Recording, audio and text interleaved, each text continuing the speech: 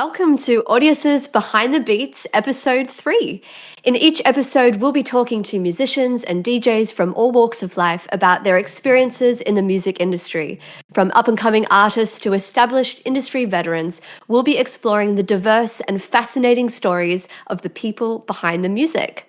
On today's episode, we're joined by producer, artist, and DJ Vincent. We'll be talking about Vincent's incredible music, including both his originals, his remixes, record label releases, collaborations, shows, as well as what is coming next for this incredible artist. So sit back, pump the bass in those headphones and speakers, and get ready to be inspired by the sounds of Behind the Beats. Let's go. What is up, Vincent? How are you? I'm doing good. How about yourself? I'm great. Thank you for joining Audius Behind the Beats. Thank you for having me. I'm excited. I'm excited too. We absolutely love your music, Vincent, here at Audius. It's incredibly boundary pushing and genre defiant. How did you first get into making music? We'd love to hear the origin story. My parents put me into piano lessons when I was really, really young. And as time went on, I hated practicing more and more, but I'd obviously learned a bunch of music theory. And eventually I was just watching videos of Ultra, in maybe 2012, 2013, or any of those festivals that would have been live streamed. And I was thinking to myself, I know a bit about music. I know how to play music, and obviously in playing music and practicing, I would start playing different notes in the songs that I was playing on the piano and realize, well, I think that sounds better, even though I know it's wrong. And then between those two things, something clicked and I was like, well, these guys make music somehow. I could probably try and figure out how to make music. And so eventually I downloaded Reason, or I think I bought a copy of Reason after I had my first job when I was 15, and then eventually got into Ableton, and the rest is really history. I just haven't stopped. I love that story. And it's really inspiring to hear as well that, even though you're an international performing artist and DJ, that you too were inspired watching, a set and going, I can do this. So that's super inspiring for our audience here. And so how would you describe your sound? I feel like that's super tough, actually. I kind of just write whatever that ends up coming to my mind. I feel like a lot of it at the core is theory or chord based, really. I really try and spend a lot of time writing chords on my songs, a lot more than sound design, I would say. But overall, I feel like the sound is it's a bit acoustic. It's definitely very electronic. Sometimes more than other times. Sometimes it's aggressive and heavy. Sometimes it's more pop leaning electronic music. It really kind of just spans everywhere. I feel like as of recently though, the stuff that I've been writing is definitely more electronic, kind of trying to tap into some sort of nostalgia. So hopefully we get to hear some of that soon. I'm so excited to hear that new music. But yeah, I love how melodic your sound is, but also super, euphoric, and it can be heavy as well. So it's an amazing combination that you've got going. Thank you. Of course. And, you've done some amazing remixes as well. I absolutely love your remix as well of the Alice in Wonderland song, You Don't Know. And you've done some really dope versions for artists like Flume with Some Minds, Alessia Cara's Here. You've done a version for Chainsmokers' song Paris. You've done so many amazing remixes. I mean, out of all of the remixes that you've done, do you have a favorite? I think I have to say the Alice in Wonderland remix, just for what it's done for my career and recognizability as a song. I feel like that. I've heard Allison play it a couple times at separate EDCs, and I just realized that it's one of those songs that stood the test of time, or at least in the terms of it's still getting played out sometimes, to this day, which is pretty crazy. But I think my favorite remix that I did was this remix of Bozzy's song Paradise.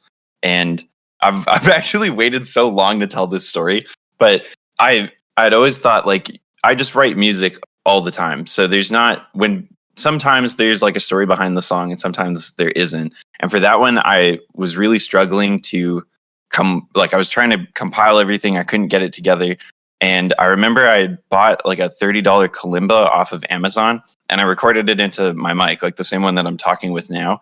and I don't have like a treated room or anything, so sounds are bouncing through everywhere in my apartment at the time while I'm recording this, and my washing machine was going at the same time. So in that remix, which I personally really enjoy, like just how that one came together and how it sounds now. But what's really crazy is my washing machine in my old apartment in Los Angeles is like in that song and just immortalized, which I always find really funny going back and listening to it. I didn't know that story, but that I love hearing stories like that because you just don't know, but it adds that character that's uniquely defined to you, of course. And Yeah. it's very inspiring because you're making these hit records, right, in your apartment. And it just goes to show how incredible music technology is as well, of the democratization of, programs like Ableton and all that. When you make remixes, right, because you've done some incredible ones, like what's your approach when you get the original song, and how do you think about it when you make it to make it your own? Normally, and maybe this is like a faux pas, I'm not sure, but normally I just take the vocal and run with it. I try to completely rewrite everything underneath it and then eventually start adding things back from the original song. So like I'll start with the acapella just by itself and just play on the piano or like on the guitar and try to find different chords that the vocal sits well in, but also feel a little bit different.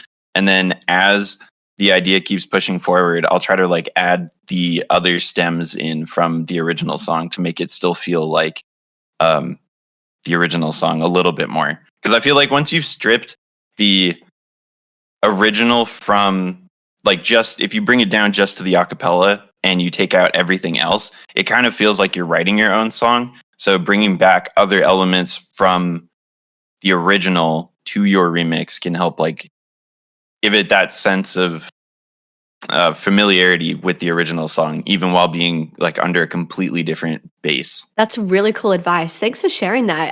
It's so true because sometimes acapellas, they can carry so much, melodic and rhythmic content that you can totally make it your own. And that's totally what you've done. And even like in your originals, like there's some incredible vocal tracks as well. And congratulations on your album, The Cycle of Change. It's absolutely beautiful. Oh, thank I love you. the song, of course, Marathon with JT Roach, Everything About You.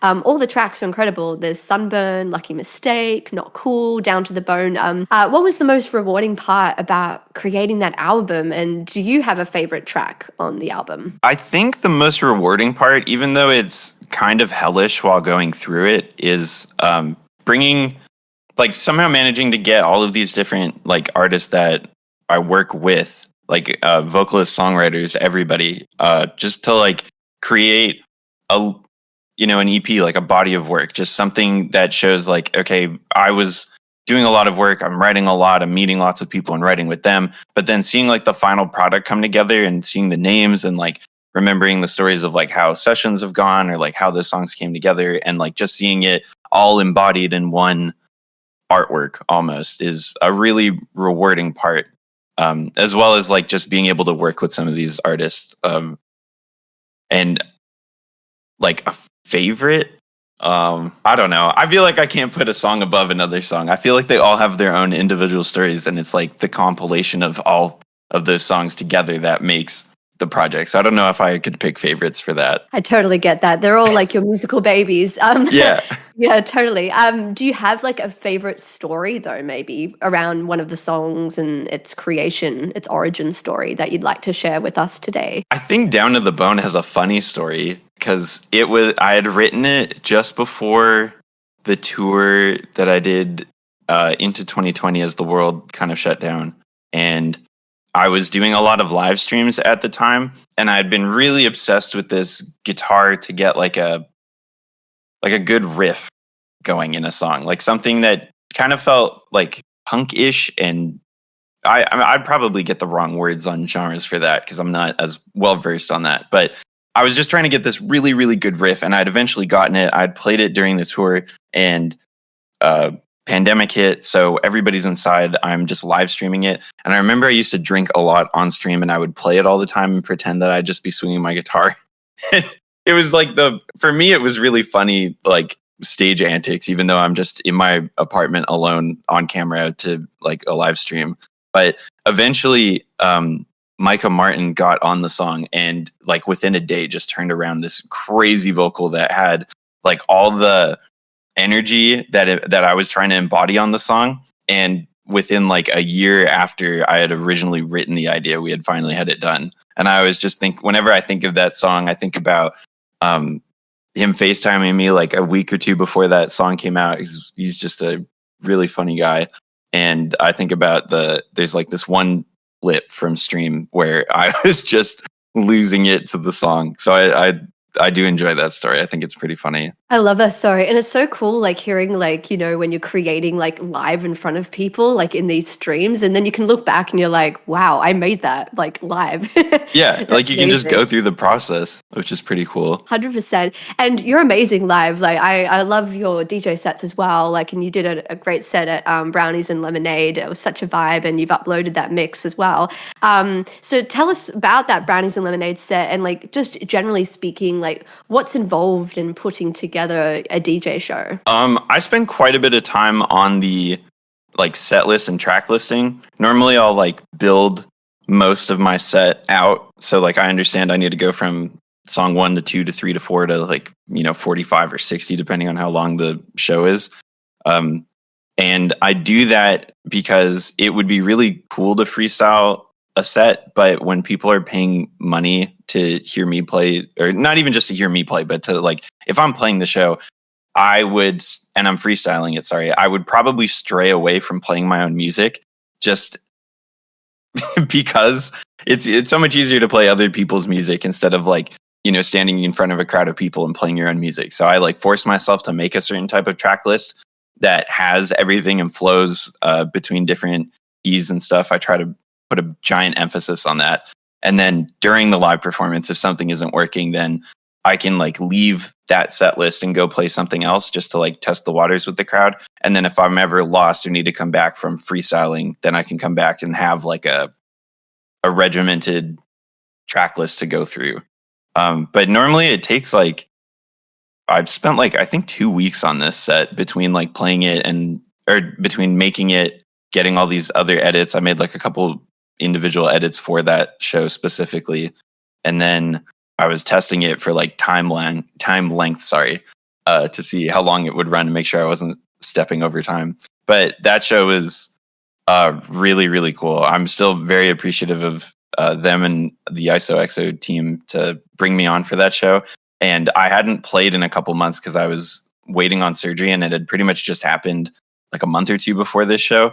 And after not having played for a while, I was like shaking walking on stage. I was so nervous. It even like I've played tons of shows over the last like 5 or 6 years, and it's still pretty crazy to me that I like can get, and well, maybe not anxiety, but like you get nerves before like a big show or something you're still excited about, which I'm really happy about, because if I didn't get those nerves, I would probably be nervous about it. Don't worry, you're not the only one. I've heard stories like artists at the top of their game and they still get nervous before these big shows. But then I agree with you. Having a bit of that adrenaline rush, like you just like super switched on, like ready to engage with the audience. And your sets are absolute fire. So absolutely love it. And you've uploaded some amazing mixtapes as well to the Audius platform, such as, the Sunrise series and all of that. So we'd love to know, how did you discover the Audius platform, and what's your favorite thing about Audius? I discovered Audius, I think it was going into the pandemic again. And I had a friend like introduce me to the platform, and I didn't think too much of it. And then eventually I like revisited it and saw that there's this whole community going for it. And like internally, like my team and I, we all thought like, well, what's the harm in uploading and like using this platform? Like we should try it out. And then further into the pandemic, I was doing these mix series because I wanted to get a way to be like, yeah, I listen to a lot of electronic music. Yes, I make electronic music. Sorry. But on my personal time, like if I'm making food, if I'm going out on a walk, if I'm traveling, like I'm probably not listening to electronic music. Like I listen to quite a bit of other stuff. So I wanted to like showcase that somehow. And then it was also streamed on Twitch. So it was really easy to like kill two birds with one stone. Like I can show everybody what I listen to. I'm mixing it live so people can come and see it. And it just became like this larger than life thing for me through Audius because of the community on Audius. So I just haven't stopped doing it. Amazing. Shout out to the community on Audius. And we just True. love hearing your music taste as well. So thank you for uploading those series and sets. It's amazing. Thank you for listening. Now, we always love to play the hot music on Audius on this podcast. So we would love to play, if it's all right with you, your song Sunburn now. Yes. Every time you're near me, it feels like trouble. It shouldn't be this easy. No, 'cause this happens every time you and I get entangled in the taste of summer nights again. And it lingers when you're gone, spend too long out wide open, and I swear it isn't wrong. But then I feel you on my skin like a sunburn. I know I shouldn't want it if I'm being honest. It's a good hurt, keeping me from sleeping, staring at the ceiling, wondering how I let this work. Caught up in the feelings, but they just don't last. Like a sunburn,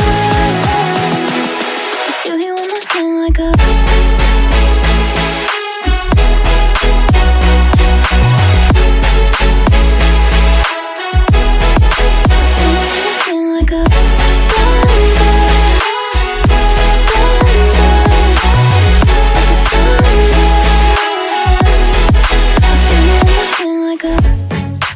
Even when it's faded, I won't forget.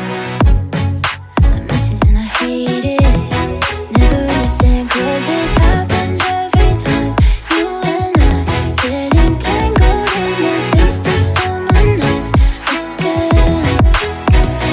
And it lingers when you're gone, spend too long out wide open, and I swear it isn't wrong. But then I feel you on my skin like a sunburn. I know I shouldn't want it if I'm being honest. It's a good hurt, keeping me from sleeping, staring at the ceiling, wondering how I let this work. Caught up in the feelings, but they just don't last. Like a sunburn, I feel you on my skin like a sunburn. Sunburn, like a sunburn. Like a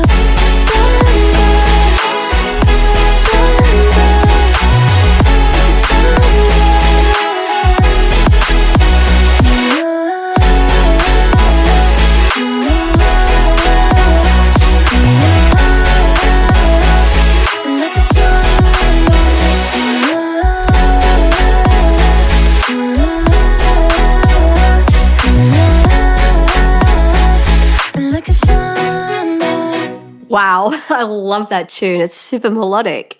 Thank you. What a gorgeous voice as well on the track. I love it. Yeah, that's Run. Yeah, she's insanely good. Yeah, shout out Run.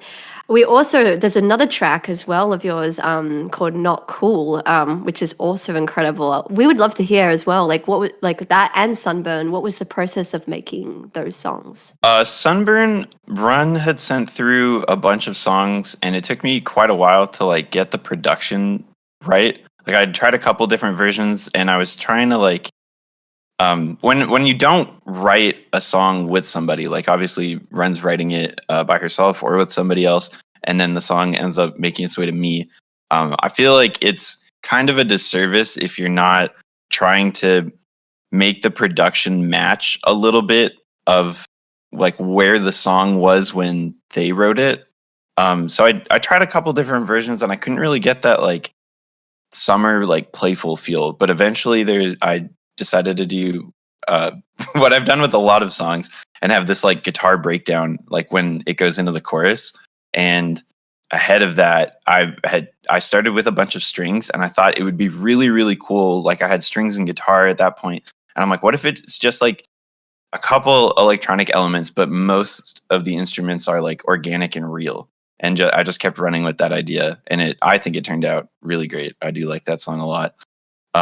With Malibu and Sonny Williams, Not Cool was started, I think, just with Malibu. We had always wanted to write a song together, but it was like playing phone tag. We just kept missing each other. Then eventually, through the pandemic, we sat down and started a song. And then we went looking for people that would like to write on it, and we hadn't even had it finished. We just had like an idea started, and we talked with Sonny and the songwriter. The name is Jameson, and the two of them the four of us, sorry, we had like a couple Discord calls, and we were just trying to think of like ideas of what to write about. Got to know them, or all four of us got to know each other. And then we'd go back and forth on ideas. We finished up the production and got everything set up. And eventually that song was finished as well.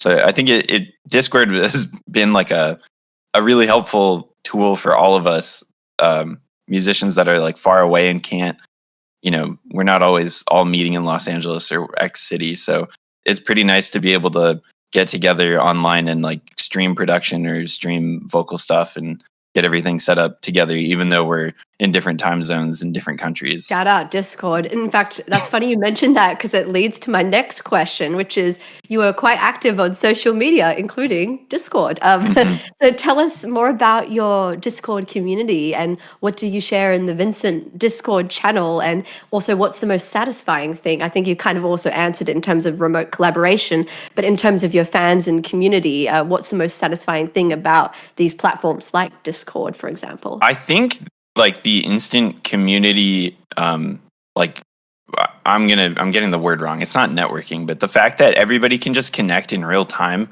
over stuff is pretty exceptional, I would say. Like you can do that with other platforms like Twitter and Instagram and whatnot. Like you can do lives and go live there. And I feel like Discord like breeds room for like more human connection. Like people can get to know each other. I've been in other Discords as well where it's like this, but people just get to know each other. They build a community. There's some Discords. I know I'm talking about other Discords other than my own, but I've seen some Discords where they have like group nights and they like meet and show each other like music demos, or everybody's listening to music demos. There's stuff like this too, where we have podcasts that people can listen to live and then it gets uploaded somewhere. Like there's ways of bringing people together over like maybe one common unifying element, but after that, like people meet other people, they get to like talk about other artists in an artist Discord channel, and they just get to know each other, all surrounding like either one person or one thing, which I think is really, really powerful. In Vincent Discord, it's kind of a meme community, I guess, a little bit. Like we're always just saying really dumb stuff, but I definitely upload like sometimes I'll upload like some secret edits that I'll make for Sunrise series. Like I'll just, spend an hour or two on a song just to make an edit for the next set. And then I'll just share it the week after. Sometimes I'll like share and leak a little bit of like unreleased music sometimes, but I really enjoy the fact that it's like a community of people, some which I've like now met in real life, through shows, which I also think is pretty crazy because you make that URL to IRL connection, and it is pretty special. Like, oh, I've known your username, like I've seen you, we've talked a bunch, and now we get to meet in person again once over that like one unifying element, which is really special to me. It's very special, and I totally agree with you. It's really cool. Like you have those Discord URL names, and you're like seeing them at the shows. It must be so rewarding and satisfying as an artist for your career. So I would love to now talk about remixes, just generally, because like you've remixed other people's music, but there's also been some incredibly dope remixes of your work, and I particularly love the Good Things Are Coming Cullen remix, and then you have all the Cycle of Changes remixes.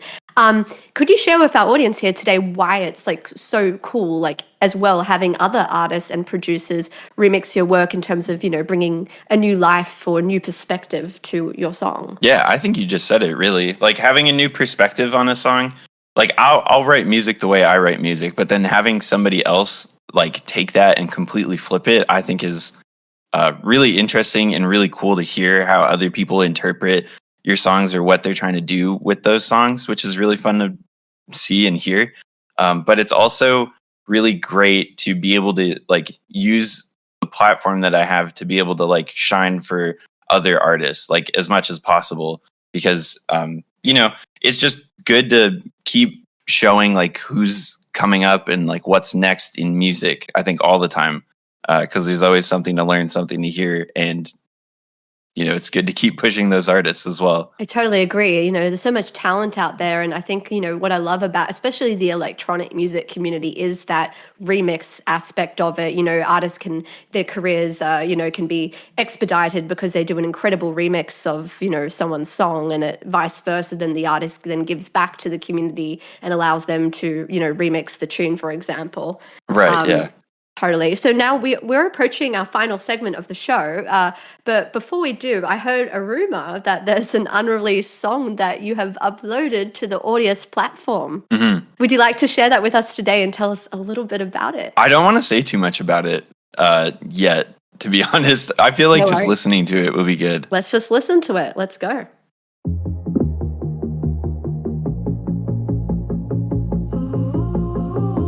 There's evidence we couldn't hide. Deep inside, feelings don't lie.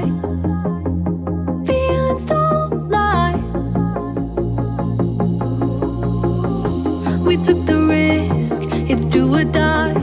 We realize wings don't fly, and feelings don't lie. We always took it for granted, and now there's a planet between me and you. I look in your eyes, I can see the horizon.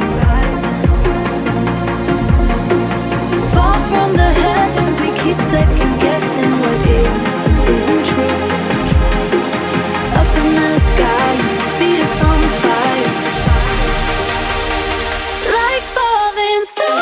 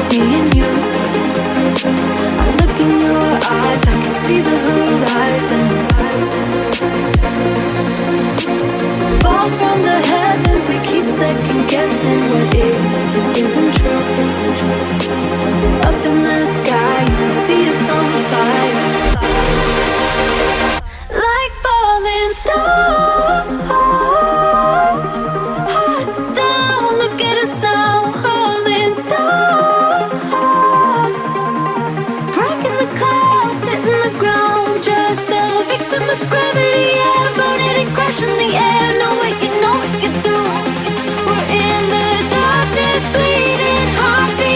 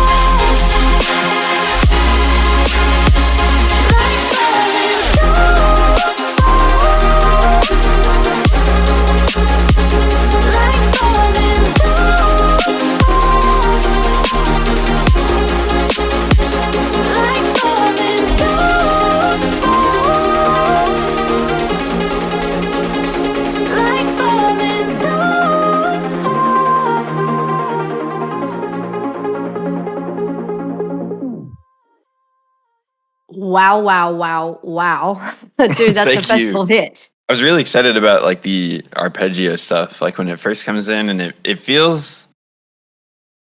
I mean, I feel like I tried to make it feel like some sort of like new school, old school trance type arpeggios, like the thing.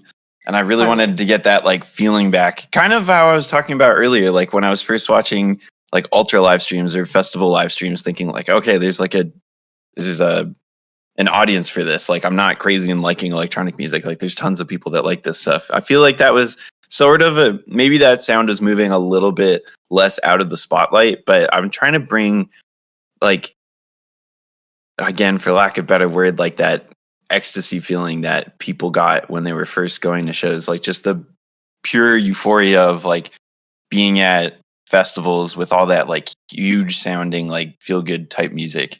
So I'm trying to bring that back a little bit. Like, dude, I love it. Like the synth work and the voice and all of it, the whole thing. It's so euphoric. And like, I could visualize myself at some giant festival, like putting my arms in the air, just feeling exactly that emotion you said. Yes. So I'm all Perfect. for it. Bring it.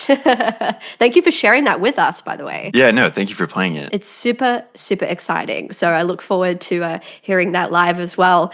So finally, I'd like to conclude this Behind the Beats interview with two things. Firstly, a rapid fire round of questions for fun, followed by what we call the golden nugget advice for our producers here at Audius. So are you firstly ready for the rapid fire round? Yes. Okay. All right, here we go. I think. Indie rock or pop punk music?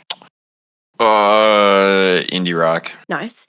Ballads or bangers? I'm just thinking as like an overall listening sense, probably ballads. Ooh, I like that. USA or Europe? Oh my god. Okay, these are tough. I haven't visited Europe enough, but I'd have to say this is actually tough because I want to say Europe, but I'm going to say USA. Just because I haven't visited Europe enough yet. Loyal to the US, love it. 1990s or 2010s? That's the only easy one so far. 2010s for sure. Yeah, I thought you'd say that. Okay, Yeah. now you're on a desert island. You can only take 3 musical items with you besides a computer. What are those 3 items? Man, I'm going to have such a bad answer for. I suck at questions like these because I feel like there's such a good practical answer and I'm not coming up with it for sure. Like I bring like a book, a couple books maybe, food and like something to clean water with. Oh yeah, I was going to say to create music, but that's way more practical, so we can take that. I feel like it has to be like a practical thing, but I mean, I guess to make music with it, I don't know, it'd just be a computer, piano, and a guitar maybe. I like it. All right. So on a more serious note, what advice do you have for upcoming artists, especially in our Audius community, if they're looking to improve their music production skills, book some gigs, and just release music in general? I think just I feel like my answers keep going back to community, but I feel like just being involved in community and putting yourself out there, like between meeting people, asking questions, being involved in podcasts like this or any type of like live thing where you can ask questions or listen from other people that have actually done a certain amount of stuff to whatever degree, really. I think it's all really, really helpful, but just being out there and doing rather than talking about, I think is really, really important. I think you'll learn a lot more through doing than just like watching, I guess. Great advice. Yeah, put yourself out there, do those 10,000 hours and just stay inspired. That's great advice. So thank you. All right. So that is a wrap for the Audius Behind the Beats podcast. And we'll be dropping Vincent's social handles and links in the comments and description. But until next time, keep vibing, keep thriving, keep creating. Thanks for tuning in, everyone. And we will see you in the next one. Yeah, thank you guys. Behind the Beats is a production of Audius Music. Hosted and edited by Sam McFly, theme music by Capshun, executive producers Julian Baker and Michael Cullen.